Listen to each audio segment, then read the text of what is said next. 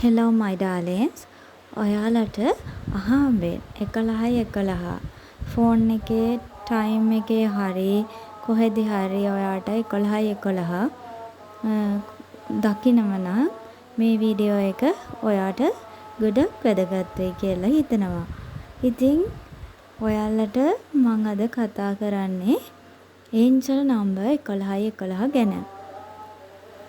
අපි හැමෝමත් එක්කම මේ අංකය දකිද්දි එහෙම හිතෙන එකක් තියෙනව නේද? 11 ඇයි මට මේ ගාන නැවත නැවතත් පේන්නේ කියලා.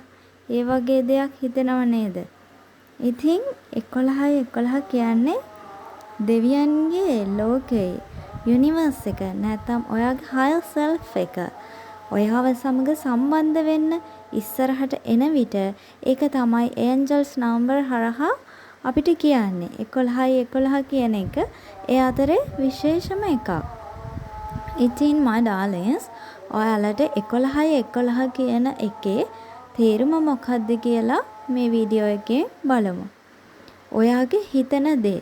ඒ කියන්නේ ඔයා හිත ඉන්න දෙයක් තියෙනවා නම් ඔයා සාර්ථකත්වය, ඒ වගේම ඔයාගේ බිස්නස් එකක්, ඒ වගේම ඔයාගේ අධ්‍යාපනයක දෙයක්, එයාගේම එක්සෑම් එකක් ලියන්න, ඒ වගේම මොනවා හරි දෙයක් කරන්න හිතන් ඉන්නවනම් ඔයාගේ ආදරය ගැන, ඒ වගේ දෙයක් ගැන මේ අංකය දකිනකොට කියන්නේ තමයි ඔයාගේ එනර්ජි එක අලයින් වෙලා තියෙන්නේ.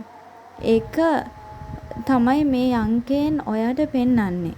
ඉතින් ඔයාට අවශ්‍ය වෙන වෙනස්කම් ගැන යුනිවර්ස් එක මතක් කරලා ඔයාට කියනවා stop doubting, you are on the right path. ඔයා හරි දේ හිතලා තියෙන්නේ. එහෙනම් ඔයා කරන්න ඒ දේ කරන්න. ඉතින් ඔයාට 11 පෙනෙනකොට ඔයා මොකද්ද කරන්න ඕනේ? ඔයාගේ අදහස් සේරම පොසිටිව් හිතන්න. ඔයා කරන්න හිතන දේවල් හැමදේම සාර්ථක වෙනවා කියලා හිතන්න. ඔයාගේ ඉලක්කය වෙත අවධානය වෙන්න. ඒ කියන්නේ යුනිවර්ස් එක විශ්වාස කරන්න. විශ්වාස අනිවාර්යයෙන්ම යුනිවර්ස් එක ඔයා හිතන දේ ඔයාට ඒක යුනිවර්ස් එකෙන් අපිට ලබා දෙන එක ෂුවර්. අනිවාර්යයෙන්ම ලබා දෙනවා. ඒක තමයි 11 කියන සංකේතයේ සැබෑ එනර්ජි එක. ඉතින් අය කියලා අය හිතන්න දෙයක් නෑ.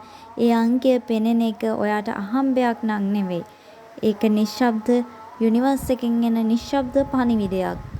ඉතින් ඔයාටත් මේ අංකය ඒ විදියට පේනවා නම් කමෙන්ට් එකක් දාන්න. ඔයාට 11 පේන අවස්ථාත් කියන්න. ඉතින් පොසිටිව් වයිබ්ස් වලට මගේ channel එක subscribe කරන්න කියලා ඔයාලගෙන් ආදරයෙන් ඉල්ලනවා. ඉතින් අලුත් වීඩියෝ එකකින් ඉක්මනින්ම හම්බෙමු. මගේ වීඩියෝ එක බලපු ඔයාලට thank you very much. Bye bye.